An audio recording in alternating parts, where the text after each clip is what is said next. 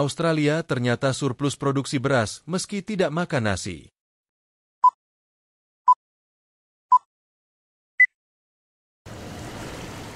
Tahukah kamu tentang Australia?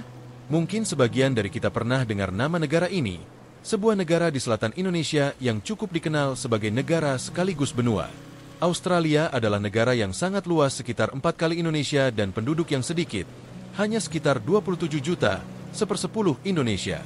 Tidak heran jika Australia memiliki lahan yang sangat luas untuk pertanian dan peternakan. Ada hal yang menarik tentang negara ini. Australia adalah salah satu negara penghasil beras, padahal makanan pokoknya bukan nasi. Ya, mereka menanam padi untuk diekspor sebanyak 90% dari yang dihasilkan. Amaro dan Milin adalah varietas padi berbiji sedang yang paling populer, dan Langi adalah padi berbiji panjang yang paling laku.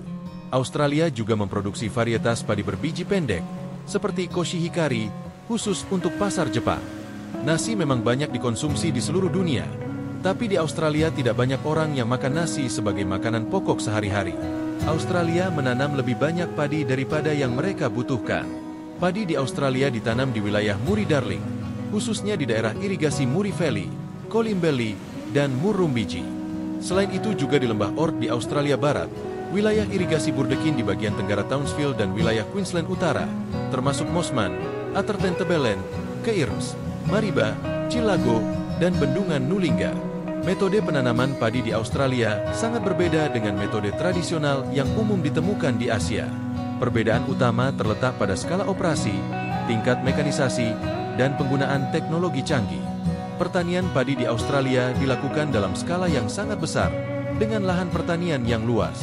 Penggunaan mesin-mesin pertanian modern seperti traktor, harvester, dan drone sangat umum untuk meningkatkan efisiensi dan produktivitas. Mekanisasi ini mengurangi ketergantungan pada tenaga kerja manual dan memungkinkan pengelolaan lahan yang lebih efisien.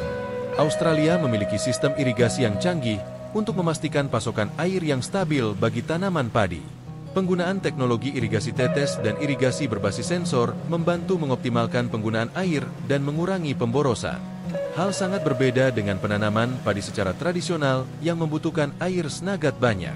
Petani Australia memanfaatkan teknologi pertanian modern untuk meningkatkan hasil dan efisiensi. Ini termasuk penggunaan aplikasi berbasis cloud untuk pemantauan inventaris, perangkat lunak akuntansi khusus pertanian, dan sistem pemantauan tanaman berbasis drone. Australia memiliki program penelitian dan pengembangan yang kuat untuk meningkatkan varietas padi dan teknik budidaya. Fokus pada pengembangan varietas padi yang tahan terhadap kondisi iklim lokal dan memiliki hasil yang tinggi. Penggunaan teknologi canggih dan praktik pertanian yang baik membantu dalam pengelolaan hama dan penyakit. Pengawasan yang ketat dan penggunaan pestisida yang tepat sasaran membantu menjaga kesehatan tanaman.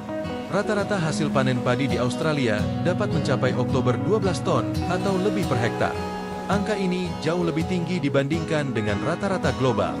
Rata-rata produksi padi di Indonesia berkisar antara 5-6 ton per hektar. Artinya sawah di Australia 2 kali lipat lebih produktif daripada sawah di Indonesia. Pada tahun anggaran 2024, Australia diperkirakan memproduksi beras sebanyak 621 kiloton. Semoga pertanian Indonesia bisa mengikuti efisiensi dan produktivitas sektor pertanian padi di Australia supaya Indonesia bisa kembali swasembada padi seperti zaman Presiden Soeharto dahulu sampai memperoleh penghargaan dari Organisasi Pangan Dunia atau FAO.